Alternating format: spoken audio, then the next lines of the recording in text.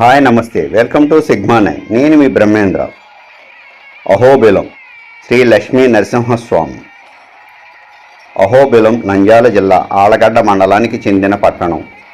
పవిత్ర క్షేత్రం. ఇది అనేక కొండలు లోయలతో కూడిన తూర్పు కనుమలతో చుట్టబడి ఉంది.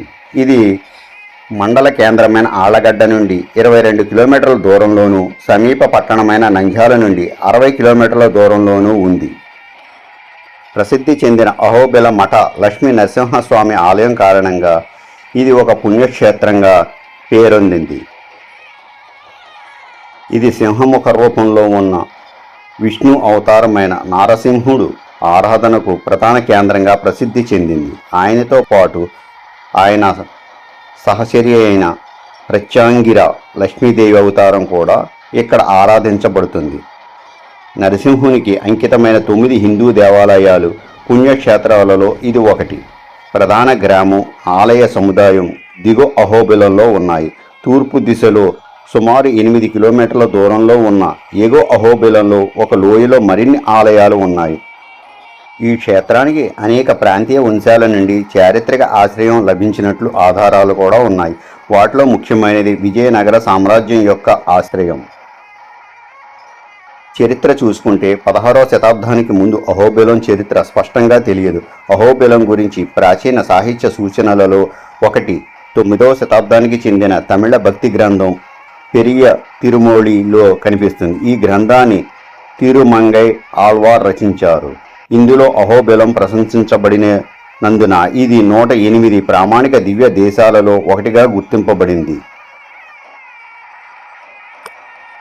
12వ శతాబ్దం నుండి 16వ శతాబ్దాల మధ్యకాలంలో అహోబిలం గురించి అనేక సంస్కృత, తెలుగు గ్రంథాలలో ప్రస్తావనలు కనిపిస్తాయి. శాసనాలు, ఇతర పురావస్తు ఆధారాలు ఈ పట్టణంలోని దేవాలయాలకు 13, 14 శతాబ్దాలలో కాకతీయ, రెడ్డి రాజవంశాల నుండి ఆశ్రయం లభించినట్లు సూచిస్తున్నాయి. అయితే అహోబిలం చరిత్ర విజయనగర కాలంలో మరింత స్పష్టంగా కనిపిస్తుంది.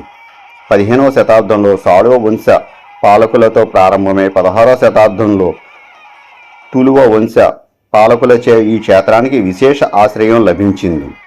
దేవాలయాలలో లభించిన ఎక్కువ శాసనాలు తులువ వంశ కాలానికి చెందినవిగా గుర్తించబడ్డాయి. విజయనగర సామ్రాజ్యపు ప్రసిద్ధ రాజు శ్రీకృష్ణ దేవరాయలు 16వ శతాబ్దంలో అహోబిలాన్ని సందర్శించి దేవాలయాలకు ఆశ్రయం అందించారు. ఇదే ప్రాంతం మధ్యయుగ కాలంలో స్థాపించబడిన మఠ సంస్థ అయిన అహోబిల మఠం జన్మస్థలంగా కూడా ప్రసిద్ధి చెందింది. ఈ మఠం స్థాపన 15వ శతాబ్దం చివరి భాగం లేదా 16వ శతాబ్దం ప్రారంభంలో జరిగినట్లు పండితులు చెబుతున్నారు. విజయనగర సామ్రాజ్య క్షీణతతో అహోబిలం రాజాశ్రయాన్ని కోల్పోయింది. 1579లో గోల్కొండ సుల్తానేట్కు చెందిన సేనాధిపతి మురహరిరావు ఈ ప్రాంతంపై దాడి చేశారని చెబుతుంది చరిత్ర. అహోబిలం దేవాలయం దోపిడీకి గురై ఆభరణాలతో అలంకరించబడిన విగ్రహాన్ని గోల్కొండ సుల్తాన్కు సమర్పించినట్లు చారిత్రక ఆధారాలు పేర్కొంటున్నారు. అహోబిలం పట్టణం నరసింహునికి అంకితమైనది.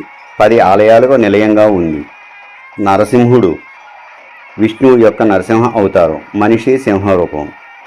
ఈ పట్టణం దిగువ అహోబిలం, ఎగువ అహోబిలం అనే 2 భాగాలుగా విభజింపబడింది. ఈ 2 ప్రాంతాలు పరస్పరం సుమారు 8 కిలోమీటర్ల దూరంలో ఉన్నాయి. ఎగువ అహోబిలం ఒక అరణ్య ప్రాంతంగా లోయల వెంట విస్తరించి ఉంటుంది. ఇక్కడ నరసింహుని ఆలయాలు ఉన్నాయి.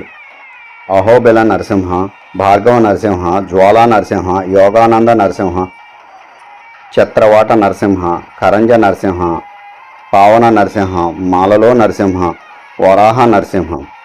అహోబిల నరసింహ ఆలయం అహోబిలంలోని అత్యంత ప్రాచీన ఆలయంగా పరిగణించబడుతుంది. ఇది నరసింహుని ఉగ్ర భయంకర స్వరూపానికి అంకితమైంది.